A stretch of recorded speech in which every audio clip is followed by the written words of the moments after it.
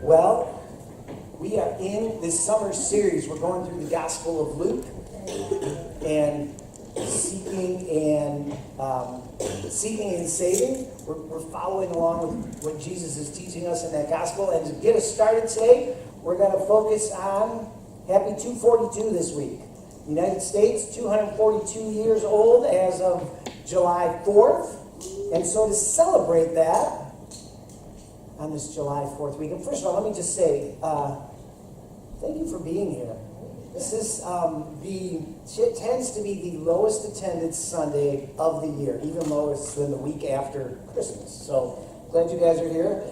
Everybody else is up north, but you're here, and we're going to celebrate right here. Here's how we're going to celebrate. We're going to remember crazy moments in U.S. history. All right? So for those of you who don't know, I was a history teacher before I was a pastor. I was a history teacher for 11 years. And so I taught U.S. history most of those 11 years.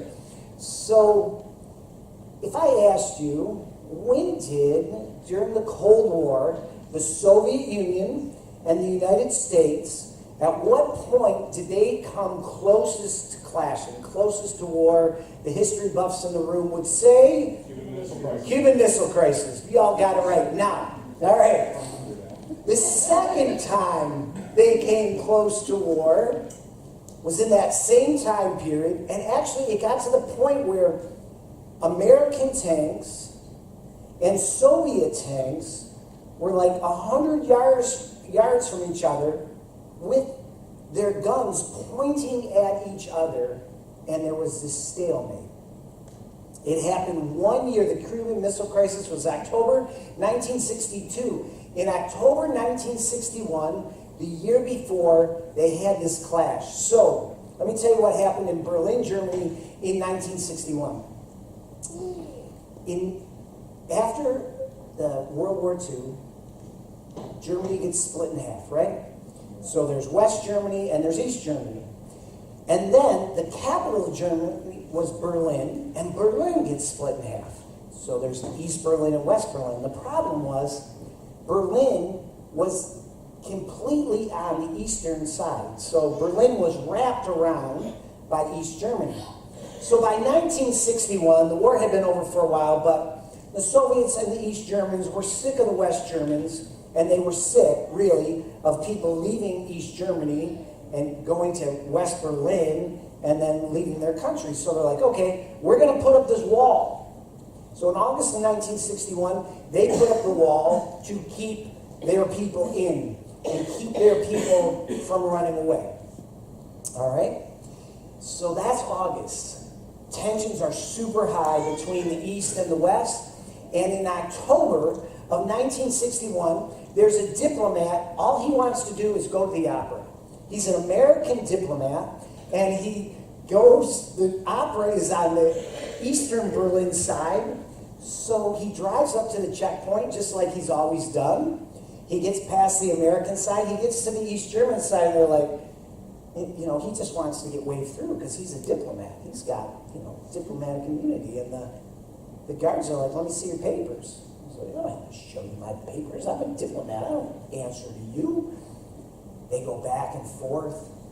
He doesn't get in to see the opera. And he's angry that he doesn't get in to see the opera. So he gets back and he calls the commander.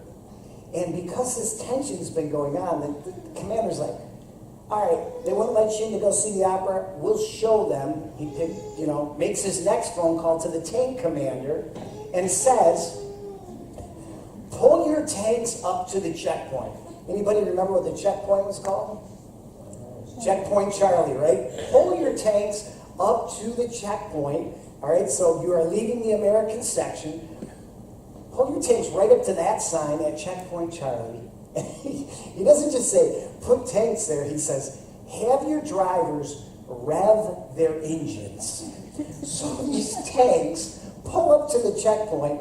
Of course, you can imagine if you're in the Army, you're 20, 22 years old, like, yeah, I get to drive this thing and rev the engine at the enemy. This is fun, right? So the guys pull up, they're like, I don't know what a tank sounds like when it's revving, but I'm sure it's really loud, all right? So there they are. Now, Now you can imagine the East Germans on the other side. They call up and they say, we got tanks. What do you mean you got tanks? Tanks just pulled up to checkpoint, or whatever they called it on their side. It wasn't Charlie, you know. Tanks just pulled up to the checkpoint and they're pointed at us and they're revving their engines. So their commander sends out their tanks, and this is what it looks like. You can see the American tanks are kind of in the foreground. The Russian tanks are in the background. In the middle there, between the tanks, is what would be the formal wall that you have to get through. They sat there, staring each other down for 16 hours. It wasn't like a 5-minute little stunt. And nobody wanted to back down. God can't go to the opera, and World War III is ready to break out. In the last service, this guy's dad over here, a guy by the name of Phil Peavyhouse, he's walked down, he says, I remember when that happened because I got a draft notice because they were so sure we were going to work. Phil Peavyhouse, who was at our earlier service, was 22 years old, and he got a draft notice to go because they're like, hey, it's coming. We can't get into the opera. It's time. Okay? He probably thought it was the opera. He thought it was? He thought it was the opera. The opera, okay. So Phil literally gets his draft notice when this went down. All right, so what happened is eventually, through back channels, not through the people on the ground, somebody in the White House calls the Kremlin and says, we'll make you a deal. If you back up a tank 30 feet, we'll back up a tank 30 feet. So they back up. All right, back up another 30, they back up another 30. And they slowly just walk backwards. And World War III was eliminated. Now, I bring that up because when we talk about checkpoints and walls and roadblocks, it really helps us understand where we're going to be in the Gospel of Luke today. And so, in this Gospel of Luke, you have the readings that you can take a look at, right? And we're looking at them every week. If you haven't started with us, we're doing the whole Gospel over the summer, so we're really not that far in. You can grab one of these on your way out. They're over at the information table. But here's what I've been encouraging people to do. As you read the Gospel of Luke, look at it through different ways. And one of the ways to look at the Gospel of Luke is through the eyes of the opponent. What I mean by that is, as you're reading the Gospel, you ask yourself this question: who is against Jesus in this Gospel? Why are they against Jesus in this Gospel? And because as we understand them, we can start to understand what God is calling us to do. So now, in the opposition, as we're going to see in a second, they're all about checkpoints, walls, roadblocks. They're all about putting up boundaries between people and God. Now, I am aware, obviously, of the current political climate in our country. And when I finished putting this together, I'm like, people are going to think like there's some hidden political message in what I'm saying today. I want you to hear me loud and clear here. There's no hidden, this is just me bringing the gospel, okay? As people who follow Christ, there are times we have to speak into both sides of, right? We have to speak to both sides of the political process. So please do not hear anything political in this. Because we got to talk about checkpoints, walls, and roadblocks, which is some of the stuff that obviously we're talking about in the country right now. But, listen, what does opposition to Jesus look like if they're putting up walls and roadblocks and Jesus is saying, don't do that? The question to me is, where am I putting up the walls and the roadblocks? So as we go through this, hopefully that's what we're going to see. So here we go with Luke 36 through 50. And it's about breaking down the barriers. So, it goes like this. When one of the Pharisees, now let me stop for a second. when one of the Pharisees typically are the opposition to Jesus. And there can be a way that we read the scripture where we say, oh, those silly Pharisees. Jesus is always yelling at them. Jesus is always saying they're wrong. Okay, yes, that's true. But instead of me pointing my finger at the Pharisees, the encouragement of scripture is that I'm supposed to say, how am I like the Pharisees? Who do I point my finger at? Who do I put up a wall with? Right? So, when one of the Pharisees invited Jesus to have dinner with him, he went to the Pharisee's house and reclined at the table. A woman in that town who had lived a sinful life learned that Jesus was eating at the Pharisee's house. So, she came there with an alabaster jar of perfume. As she stood behind him at his feet weeping, she began to wet his feet with her tears. Then she wiped them with her hair, kissed them, and poured perfume on them. When the Pharisee who had invited him saw this, he said to himself, if this man were a prophet, he would know who is touching him and what kind of woman she is, that she is a sinner. Jesus answered him, Simon, I have something to tell you. Tell me, teacher, he said. 2 people owed money to a certain moneylender. One owed him 500 denarii, the other 50. Neither of them had the money to pay him back. So he forgave the debts of both. Now, which of them will love him more? Simon replied, I suppose the one who had the bigger debt forgiven. You have judged correctly, Jesus said. Then he turned toward the woman and said to Simon, do you see this woman? Now let's pause there for a second. The answer to the question is obviously yes. He sees the woman because he has all these opinions about the woman. She's a sinner. She doesn't belong here. I don't want her here. But the question goes deeper than that. Do you see the woman as I see the woman? Do you see the woman as God sees the woman? And then Jesus goes on and says, I came into your house. You did not give me any water for my feet. But she wet my feet with her tears and wiped them with her hair. You did not give me a kiss, but this woman from the time I entered has not stopped kissing my feet. You did not put oil on my head, but she has poured perfume on my feet. Therefore I tell you, her many sins have been forgiven, as her great love is shown. But whoever has been forgiven little, loves little. Now these are the words of our God, our King, and we are thankful for them, for in them we find life. And the words today, this is one of my favorite stories in all of Scripture. Because it shows us what a life of worship looks like.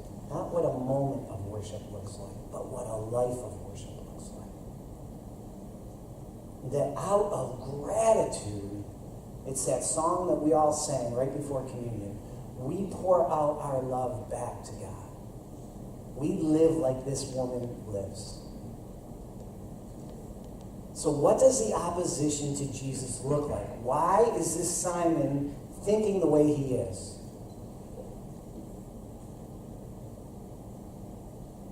What does it look like? In what ways might I be like Jesus' opponents? These are all from the reading guide, so you can do these this week. How are they being called to change? How am I being called to change? What is the challenge to our church today? So understanding the Pharisees, we have to ask this question. Why the walls?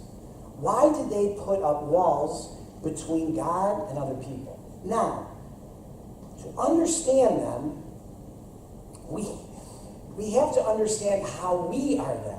I have to understand how I am them. And I would say, if I lived 2,000 years ago, I likely would have been a Pharisee. And the reason why I say that is this, is I'm like you. I live in this world and I'm pursuing a relationship with God. I'm pursuing a relationship with Jesus Christ. But if I would have lived 2,000 years ago, the people who were best at pursuing God were the Pharisees. Now, Jesus is going to correct them, and he's going to show how they're doing things wrong. But the Pharisees get to be the Pharisees for a logical reason. And so if we understand their logic, maybe we can understand what's going on in us. Okay, so we're going to look at, if we take all the laws of the Old Testament, so the Old Testament, that part of Scripture that comes to us before Jesus arrives on the scene and sets us up for Jesus and to help us understand who Jesus is and what it means to follow. You can break all the laws in the Old Testament down to two big categories. The first one is stay separate. And stay separate means this. There's other religions around you. Don't do what they do. Stay separate from them. Don't intermarry with them. Don't intermingle with them. Don't talk to those people. Stay away from those people. Now, you hear that in 2018, and this might be where you say, God is a prude. Why can't God just be more tolerant? So people have different religious beliefs. Let's teach them all to get along. That makes sense, right? Like logically, some of us in 2018 would say it like that. Well, God, you need to be more tolerant. Okay. But who are they being told to stay separate from? They're being told to stay separate from other religions at that time. So what are other religions doing at that time? One, right, if I would lay it out, and talking to people who have come out of a life of working in clubs and prostitution, it's abuse. When you use a prostitute, you're sexually abusing that person because you're demeaning them for your own gratification. In the ancient world, prostitution was part of the worship services. When you showed up to worship, there were both male and female prostitutes at the shrines and the temples. Part of worship was sexually abusing other human beings.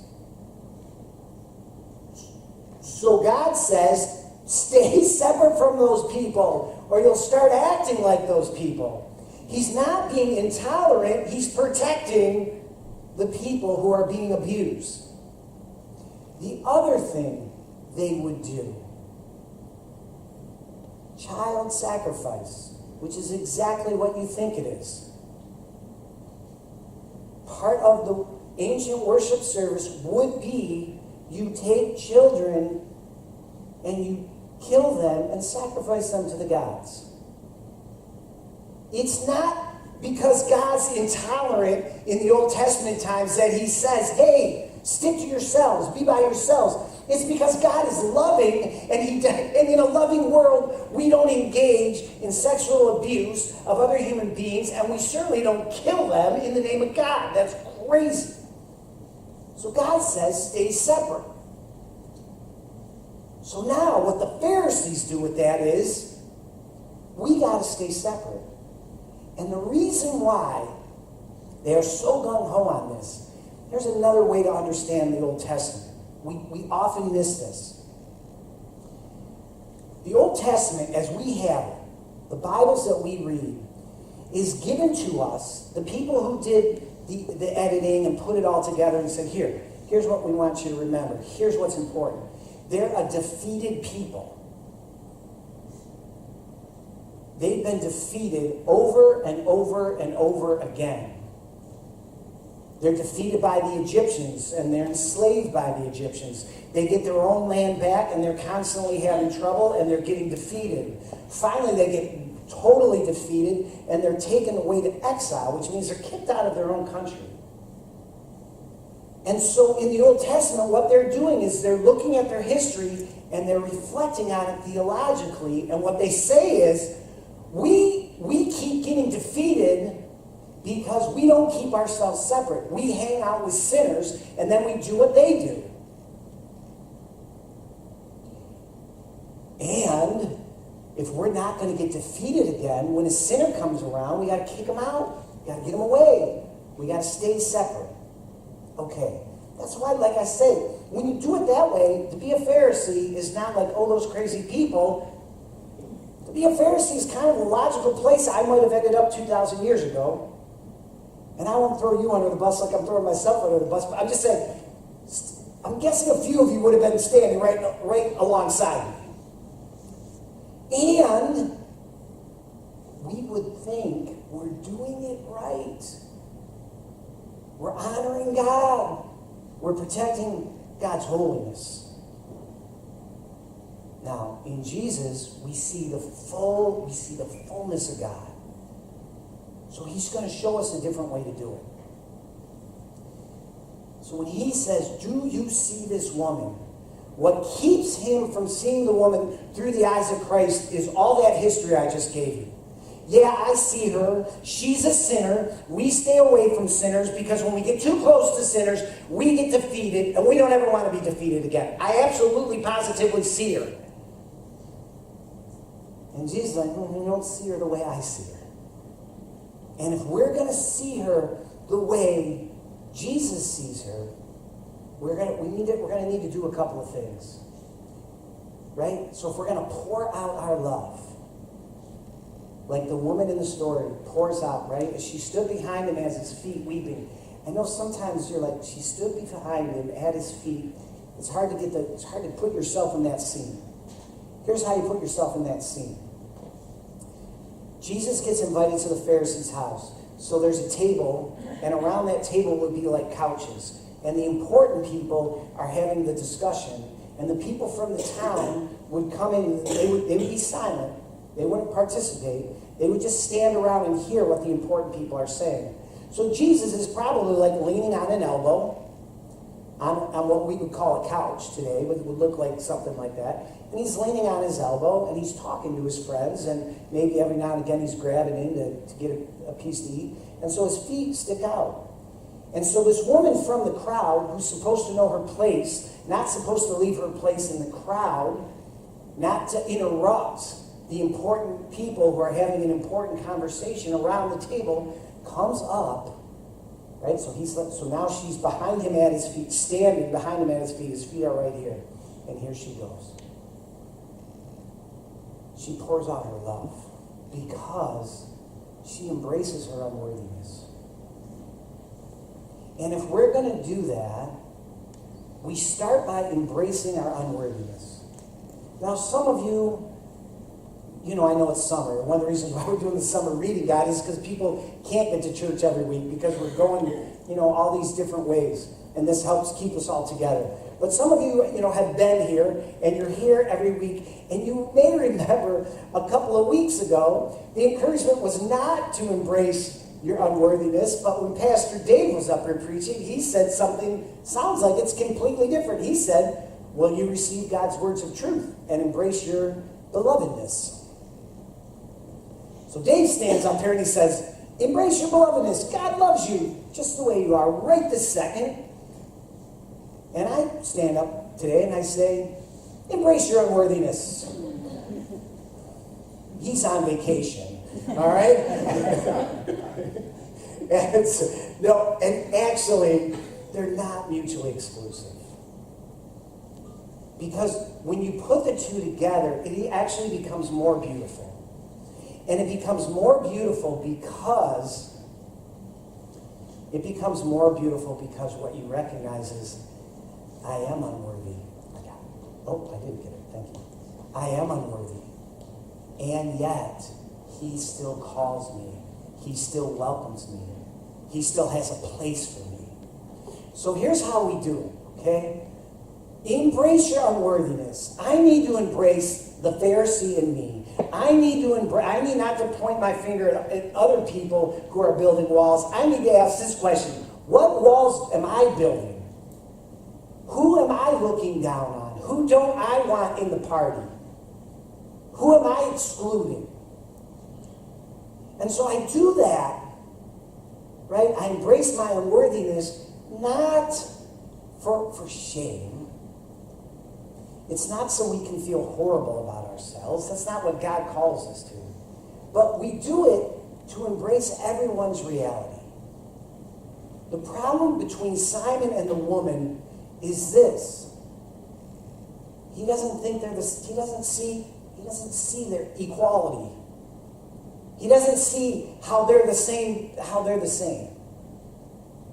When we embrace our unworthiness, not for shame, but to embrace everyone's reality, when I see someone who struggles with addiction, thank God I don't struggle with addiction to substances.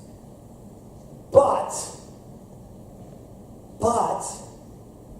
that's a function of my genes, probably for the most part. And the people I know who struggle with that, right? You can see the genes. You can go generation to generation to generation. So that's not my battle, but it's somebody else's battle. And for the people who it's that battle, instead of saying, look, you would know what type of person that is, I can't do that, because what I know is, there but for the grace of God go I. I can't look down on anybody else, because I'm blessed that that's not me. I'm blessed that that's not my struggle. And so instead of looking down on people, I can come alongside people and say, I'm sorry that's your struggle. I thank God it's not mine, but I'm going to walk with you through that. I'm going to stick with you through that. I'm not going to let you go. And I'm not going to look down on you, because I am you. And I need a Savior. So we embrace our unworthiness. And then, notice the parable that he gives them. Each guy owes money. The person who's forgiven the bigger debt loves more. I want to get in touch with my debt that's been forgiven. I want to get in touch with how God has loved me and cared for me when I was unworthy, and called me beloved even when I was unworthy. And so that blessing, that gift of God's love, becomes the next thing that we do, right? We embrace our unworthiness. I embrace my unworthiness. I embrace my blessing. I embrace how God has reached out for me, come for me, loved me, cared for me, while I'm yet a sinner. And then I pour it back out. And see, this is where, I told you, the Israelites have two big laws. The first one is be separate, and the second one is be generous. So part of what we see in Jesus, part of Jesus convicting us, when he's convicting the Pharisees, is this. It's not only why the laws, but where's the love? Where's the love? I've loved you. I have blessed you, and you will be a blessing. Now, you've got that you're doing all the separate stuff, and you're pushing people away, and your generosity isn't there. He says this in Amos. Amos is one of those prophets, and the prophets who speak in to the nation and say, you guys aren't doing it right. Amos says, where's the generosity? Where's the love? For 3 sins of Israel, even for 4, I will not relent. They sell the innocent for silver and the needy for a pair of sandals. They trample on the heads of the poor as on the dust of the ground, and deny justice to the oppressed. It's saying, you want to push people away, and I told you to be generous to them and love them and bless them. Why aren't you doing that? Where is that in your spirit? Where is that in your soul? And again, go back to where we were at offering, right? When I recognize my blessing, this makes sense to me. When I'm all pumped up with, aren't I good? I'm doing it all right. Look at me. Why? This doesn't make any sense to me. But when I get my unworthiness, and I get that God loves me, and I get how God blessed me, that makes complete sense. You may say to yourself, my power and the strength of my hands have produced this wealth for me. But, remember the Lord your God, for it is he who gives you the ability to produce wealth. And when I look at just my life from the family, I had any choice about the family I was going to be born into. Like I had any choice about the excellent education that I was given, the support I was given. And I can puff myself all up on that. But that's a gift from God. And when I can recognize this gift from God, then it's easier for me to give out and to bless others. Look at what they're encouraged, again, from the Old Testament. And they're encouraged this because how God would set up these verses in the Old Testament. He said, look, remember, you were slaves in Egypt. You know what it's like to be the defeated people. You know what it's like to have nothing. So now you're going to give back. So he says this, at the end of every 3 years, bring all the tithes of that year's produce and store it in your towns, so that the Levites, who have no allotment or inheritance of their own, and the foreigners, the fatherless, the widows, who live in your towns, may come and eat and be satisfied, so that the Lord your God may bless you in all the works of your hands. We embrace our unworthiness, right? We embrace our blessings, and that allows us to embrace our Savior. And we find ourselves in the same position as that woman, and we just pour out our love unto God, and we say, thank you. Thank you for how you love us. Thank you for how you cared for me. Thank you for just all the ways that you welcome me into the family. And now, who am I welcoming in? See, we embrace our unworthiness, we embrace our blessing, we embrace our Savior, so we can embrace everyone. Because that's what He's called us to do. And today in Berlin, when all the walls have come down and the tanks are in museums, what does it look like? That's Checkpoint Charlie today. You can fly by on either side, right? And of course, as it gets built up, what's the first thing to go in? McDonald's, okay? You can freely move and get a quarter pounder with cheese, all right? So, or maybe, I don't know, I've never been there. Anybody been there? So like bratwurst, is that the big thing at a McDonald's in Germany? I don't know. Big bratwurst. Is it seriously? No, okay. You could have said yes, John. You're like, oh yeah. But notice, when the walls come down, God's love can flow freely. And today, again, the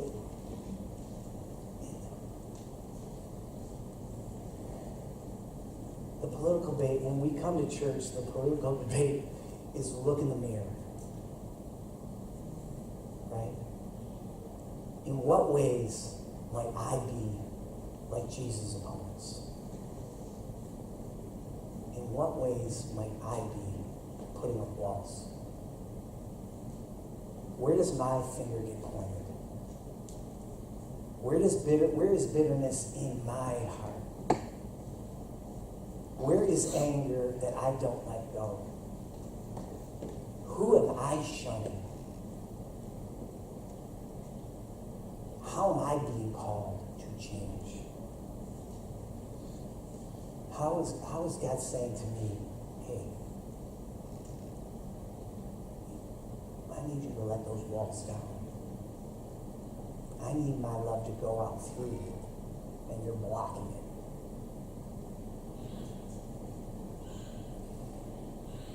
And see, that's where we can come to the Lord, right? And we can be healed. And we can receive from God, God's goodness, God's grace, God's love. So we're going to go out singing about God's grace and reminding ourselves of God's amazing grace. But as the band's coming up, ask yourself this question. What's keeping us from pouring out our life back to Christ? Because when we pour out our love back to Christ, what that looks like is that we love God, we love people.